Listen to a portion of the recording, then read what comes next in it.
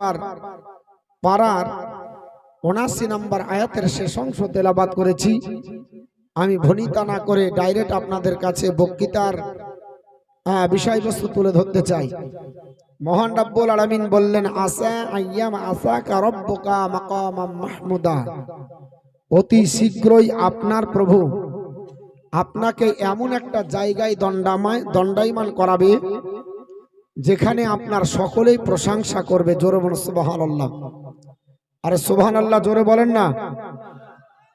এবার চার্জ হয়েছে, মানে না বলতে বললে হবে না, একটু সুবহানাল্লাহ আলহামদুলিল্লাহ মাশাআল্লাহ এগুলা বলবেন, ব্যাটারি চার্জ হবে আর জালসার ঐতিহ্য শ্রীবৃদ্ধি হবে। অতএব এগুলো বললে গোনা নাই, ফ্রিতে নাকি হয়, শুধু মুখে বলে দিতে পারলে হবে। এই যে বক্তারা বলছে ২০০০ দাও, ৫০০০ দাও, ১০০০০ দাও, হাত ভরে পকেট থেকে চান কেটে যায় বের করতে। হ্যাঁ, কলিজা আপনার কেটে দিতে হয়, তারপরে বাড়িতে যে পস্তায় যে কি করলাম রে, মৌলবীর ঝুঁকে পড়ে দিয়ে দিলাম, ৫০০০ না দিয়ে যদি ৩০০০ দিতাম তাও ভালো হতো। কিন্তু বাপ এখানে আর কোনো পস্তানি নাই, শুধু একবার মুখ ফুটে বলে দিবেন সুবহানাল্লাহ।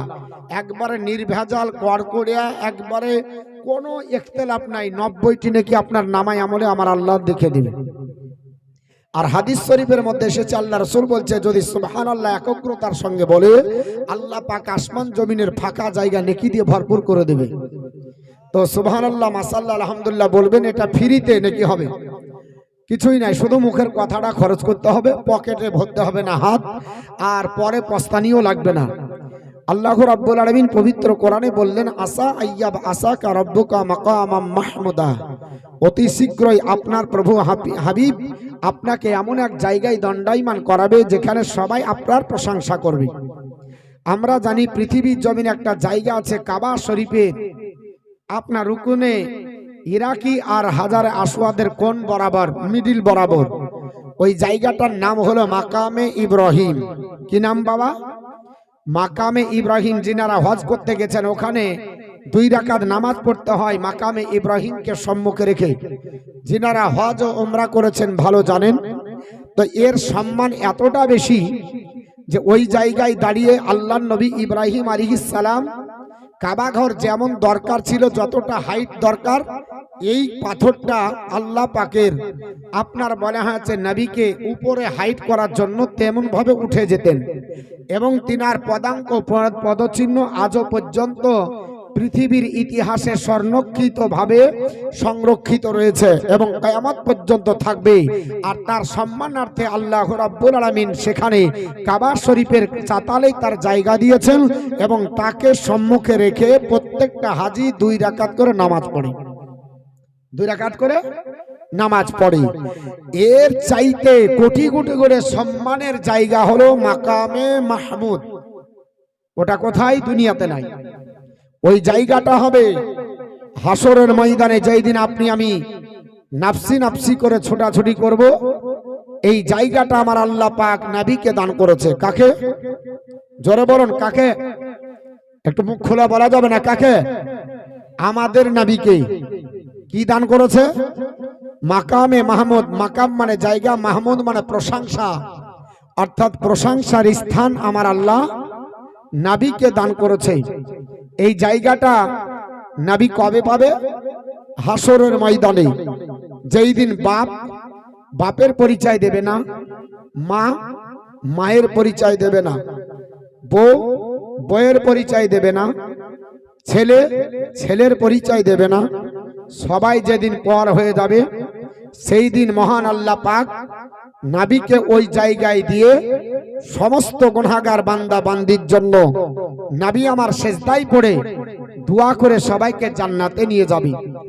নবী আমার বলেন, আমার সাহাবারা, লিকুল্লিন দাওয়াতুন মুস্তাজাবা, প্রত্যেক নবীকে আল্লাহ স্পেশাল একটা করে দোয়া দান করেছে।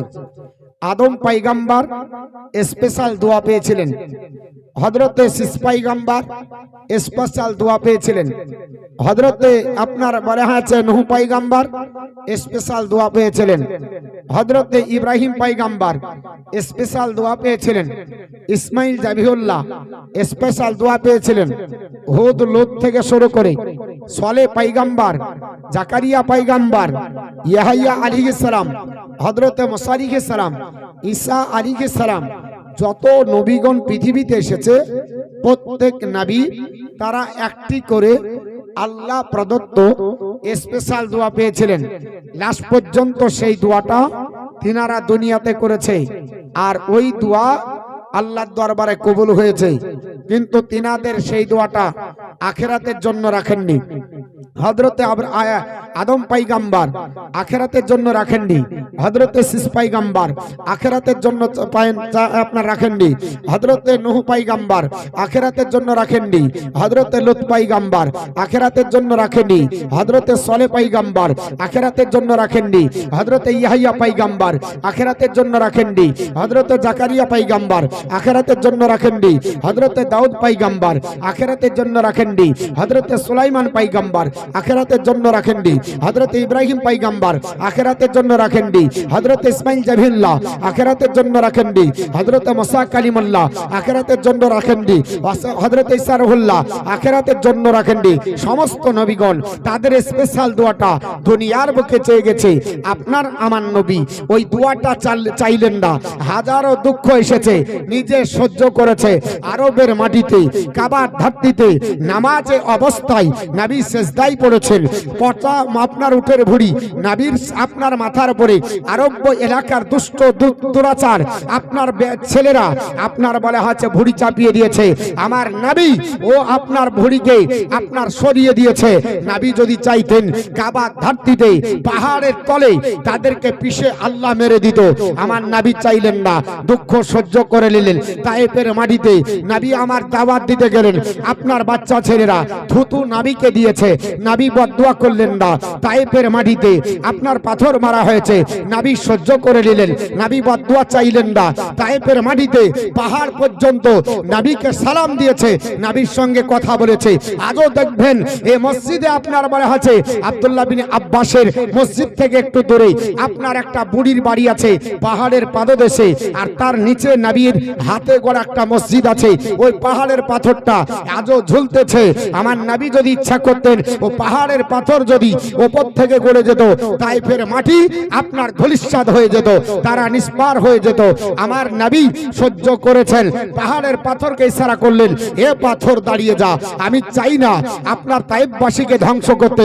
যারা আমার উপরে আজকে পাথর বর্ষণ করে, যারা আমার উপরে আজকে থুতু দেয়, যারা আমার উপরে ধুলো বালি চালায়, তারাই তায়েফের মাটিতে এমন আশিক হবে, এমন মহিব হবে, এমন চাহনেওয়ালা হবে, এমন প্রেমিক হবে, সব চাইতে তারাই আপনার আমার প্রেমিক হয়ে যাবে। যে তায়েফের মাটির মানুষ তো দূরের কথা, একদিন বনের পশু আমার কলমা পড়বে। জোরে বল সুবহানাল্লাহ। নবী আমার বললেন, আল্লাহ আমি দোয়াটা চাইবো না, আমি সহ্য করে নিলাম। আখিরাতের জন্য আমার গুনাহগার উম্মতের জন্য ও দোয়াটা আমার রেখে দিলাম। উহুদের প্রান্তরে দান্দান মোবারক শহীদ হলো, হাজারো ব্যথা আপনার সহ্য করতেছেন। জিবরিল আমিন বলেন, ইয়া রাসূলুল্লাহ আপনাকে এত কষ্ট দিচ্ছে, আপনি হুকুম করে দেন, আমি আপনার উহুদ পাহাড়কে আপনার উল্টে দেব। নবী আমার বললেন, এ আপনার জিবরিল, আমি আপনার বলা হচ্ছে নবী রাহমাতাল লিল আলামিন, যেখানে রব্বুল আলামিন আল্লাহ রাব্বুল আলামিনের রববিয়াত যত দূর পৌঁছাবে, আমি রাসূলুল্লাহর রহমতের সীমা তত দূরেই থাকবে। আমি দুনিয়াবাসীর জন্য আপনার রহমত হয়ে এসেছি, তায়েফবাসীর জন্য রহমত হয়ে এসেছি, মক্কাবাসীর জন্য রহমত হয়ে এসেছি, আপনার বলা হচ্ছে উহুদবাসীর জন্য রহমত হয়ে এসেছি। আমি কখনো দোয়া আছে আমি মক্কার মানুষ, তায়েফের মানুষ, মক্কা আপনার বলা হচ্ছে উহুদের মানুষকে আমি ধ্বংস করব না। আমার স্পেশাল দোয়াটা আমি রেখে দিলাম। হযরত আনাস বললেন, ইয়া রাসূলুল্লাহ ও দোয়াটা কবে করবেন? বলে, আমার আনাস আমি ওই দোয়াটা করব সেজদায় পড়ে মাকামে মাহমুদে। জোরে বলুন, কোন দিন করবে? মাকামে মাহমুদে। লিকুল্লিন দাওয়াতুন মুস্তাজাবা। প্রত্যেক নবীকে আমার আল্লাহ পাক স্পেশাল দোয়া দিয়েছে। ও দোয়াটা সবাই করে চলে গেছে। কেউ চাইবেন না, আল্লাহর কাছে যাবেন না, কেউ বলতে পারবেন না যে আল্লাহ আমার স্পেশাল দোয়া তোমার কাছে হাজির করলাম। একমাত্র যিনি করবেন আপনার নবী, আমার নবী আল্লাহর কাছে বলবে, আল্লাহ আমার স্পেশাল দোয়া আজ তোমার কাছে রাখলাম। পৃথিবীর জমিনে হাজারো ব্যথা, হাজারো যন্ত্রণা, হাজারো জ্বালা নিজের জীবনে সহ্য করেছি, কিন্তু আমার ওই দোয়াটা আমার উম্মত উম্মাতানির জন্য রেখে দিয়েছি। আজ চাইবো আর আমার উম্মত উম্মাতানিকে আল্লাহ আমি জান্নাতে নিয়ে যাব। জোরে বলুন। যেখানে বাপ আসবে না কাজে, মা আসবে না কাজে, আত্মীয় স্বজন কাজে আসবে না, কেউ আপন হবে না, যে কেউ পরিচয় দেবে না, সেই জায়গায় আপনের পরিচয় কে দিবে? বাপ। জোরে বলেন, কে দিবে? আমার নবী দিবে। আজকে বর্তমান যুগে যারা ওসিলাকে অস্বীকার করছে, বলছে না না না হাম ডাইরেক্ট চলেंगे, বলে না ওসিলা মানে না। বুখারী, মুসলিম এবং মিসকাত শরীফের হাদিস, একটা হাদিস বলবো আপনাদের কাছে। সর্বপ্রথমে হাসরের ময়দানে ওসিলাই আগে খুঁজবে। জোরে বলো সুবহানাল্লাহ। যারা দুনিয়াতে ওসিলাকে অ্যাভয়েড করছে, সর্বপ্রথমে হাসরের ময়দানে ওসিলা খুঁজবে। বাপকে খুঁজবে না, মাকে খুঁজবে না, পাড়া প্রতিবেশীকে খুঁজবে না, ডাক্তার খুঁজবে না, মাস্টার খুঁজবে না, লেকচারার খুঁজবে না, আজহারি খুঁজবে না, আল্লাহর নবীকে খুঁজবে। জোরে বলুন। ওসিলা খুঁজবে। সবাই যারা খুঁজবে তারা ওসিলা। সবাই আপনার বলে আছে হাসরের ময়দানে নফসি নফসি করবে। নাভি পর্যন্ত পানি, গলা পর্যন্ত পানি, কারো মাথা পর্যন্ত পানি, আপনার পায়ের নিচে পুড়ে আপনার লাল হয়ে যাবে মাটি। নিজের জিহ্বা হাসরের মাটি স্পর্শ করবে, দাঁড়িয়ে থাকতে পারবে না। আপনার হাসরের ময়দানে দৌড়াদৌড়ি করবে। নবী আমার বলেছে সূর্যের প্রচন্ড রোদের কারণে মগজগুলো টকবক টকবক করে ফুটতে থাকবে, নাক আর কানের ছিদ্র দিয়ে গলে গলে পড়তে থাকবে। সবাই বলবে কোথায় যাব, কোথায় আপনার লুকাবো, কার কাছে যাব? এই হাসরের ময়দান এত বড় লম্বা হবে। একটা হাদিসে এসেছে যে আল্লাহর নবী বলছে দুনিয়ার দিনকে লম্বা করলে 1,00,000 বছর যত হবে, হাসরের ময়দানের দিন অত বড় লম্বা হবে। অপর হাদিসে এসেছে দুনিয়ার দিনকে যদি আপনার লম্বা করা হয় 50,000 বছর হবে, যত বড় হাসরের ময়দানের একটা দিন অত বড় হবে। একদিন হবে না, 2 দিন হবে না, 3 দিন হবে না। ইয়া রাসূলুল্লাহ কদিন হবে? নবী আমার বলেন 7 দিন থাকবে হাসরের ময়দান প্রতিষ্ঠিত। 7 দিন কত বড় লম্বা হবে? একদিনের যদি লম্বা 50,000 বছর হয়, 7 দিন লম্বা করলে আপনার কত বছর হবে? ক্লান্ত হয়ে যাবে, চলতে পারবে না, হাঁটতে পারবে না, সবাই পেরেশান হয়ে যাবে। এক জায়গায় দণ্ডায়মান হয়ে আদম সন্তানরা পরামর্শ করবে, এগো আল্লাহর বান্দারা কতক্ষণ দৌড়াবে, কতক্ষণ ছোটাছুটি করবে? আল্লাহর কাহারিয়াতের কাছে দাঁড়িয়ে থাকা যাবে না। আল্লাহকে সবাই দেখতে পাবে, 2 বার আল্লাহকে দর্শন হবে। জোরে বলুন সুবহানাল্লাহ। একবার দর্শন হবে হাসরের ময়দানে, তবে আল্লাহকে যারা দেখবে আপনার 2 ভাগ দেখা হবে। আল্লাহ রাব্বুল আলামিন বলে ইতা রাব্বাহ ইলা রাব্ব ইলা রাব্বাহ আপনা নাজিরা। আল্লাহকে তারা দেখবে, আল্লাহকে দর্শন করবে। একটা ভাগ দেখবে তো বাসানে রহমত, আল্লাহকে রহমতের হালাতে দেখবে। যারা আল্লাহর মহিব হবে, আল্লাহর প্রেমিক হবে, আল্লাহর আশিক বান্দা বান্দি হবে, তারা আল্লাহকে রহমতের হালাতে দেখবে। আর এক শ্রেণীর মানুষ আপনার বিশানে গজ্জাব আল্লাহকে দেখবে তো আল্লাহর রাগান্বিতর হালাতে দেখবে, আল্লাহর কাহারিয়াতের হালাতে দেখবে। আল্লাহর কাছে দাঁড়িয়ে থাকতে পারবে না। দেখার সঙ্গে সঙ্গে তাদের আপনার বলে হয়েছে আল্লাহর জালালিয়াতের কাছে তারা দাঁড়িয়ে থাকতে পারবে না, ভীতি সন্তুষ্ট হয়ে যাবে। কিন্তু যারা ইমানদার হবে হিসাবের পরে আল্লাহকে প্রতিদিন দেখবে। আবার কিছু মানুষ আসবে প্রতিদিন একবার করে দেখবে, আবার কিছু মানুষ আসবে সপ্তাহে একদিন দেখবে, আবার কিছু মানুষ আসবে আপনার মাসে একদিন দেখবে, আবার কিছু মানুষ হবে তারা বছরে একদিন দেখবে।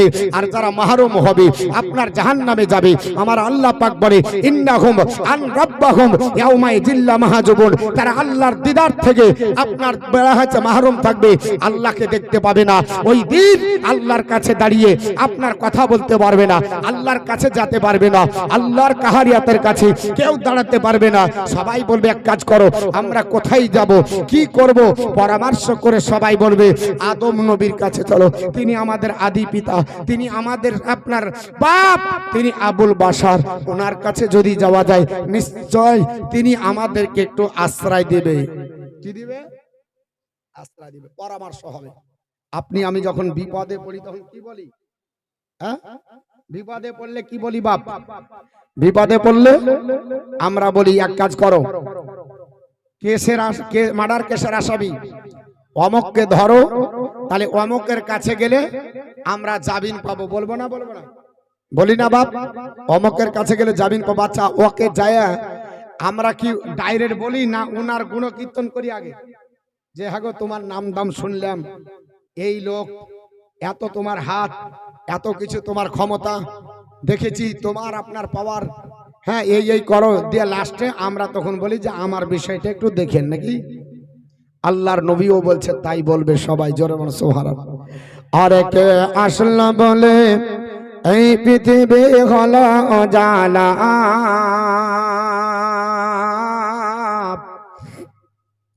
কে গাইল আসে সাম্যের গান শোন কাফিলা, জোরে বলুন, আর একটু জোরে হবে না। কে আসলে বলে এই পৃথিবী হলো অজালা,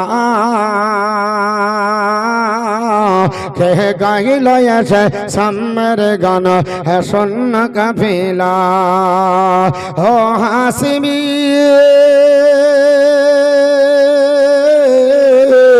ও হাসিমি মাক্কি মাদানি শাহে মদিনা, ও নূর নবী নূর নবী নূর মদিনা গো, ও নূর নবী নূর নবী নূর মদিনা। কে আসল বলে এই পৃথিবী হলো জালা, কে গাইল আসে সাম্যের গান শোন কাফিলা। আল্লাহ ঘর ফরমানে আলম নশরহ লাকা সদরাক, করিল বায়ান দেখো কোরআন ওরাফানা লাকা যিকরাক। আল্লাহ ঘর ফরমানে আলম নশরহ লাকা সদরাক, করিল বায়ান দেখো কোরআন ওরাফানা লাকা যিকরাক। সে রাসূল আরবী সে রাসূল আরবি মানব দরদি সাফায়াতের সফিনা, ও নূর নবী নূর নবী। আমাদের যে সকল কমিটি আছেন যাদেরকে ব্যাচ দেওয়া হয়েছে, আপনারা যেখানেই থাকুন মাদ্রাসার গেটের কাছে উপস্থিত হন। আমাদের মাদ্রাসার যে সকল কমিটিকে ব্যাচ দেওয়া হয়েছে, আপনারা যেখানে থাকুন মাদ্রাসার গেটে উপস্থিত হন। আমাদের পুলিশ প্রশাসন আপনাদের সঙ্গে দেখা করতে চায়, আপনারা আদৌ কি করছেন। ও নূর নবী নূর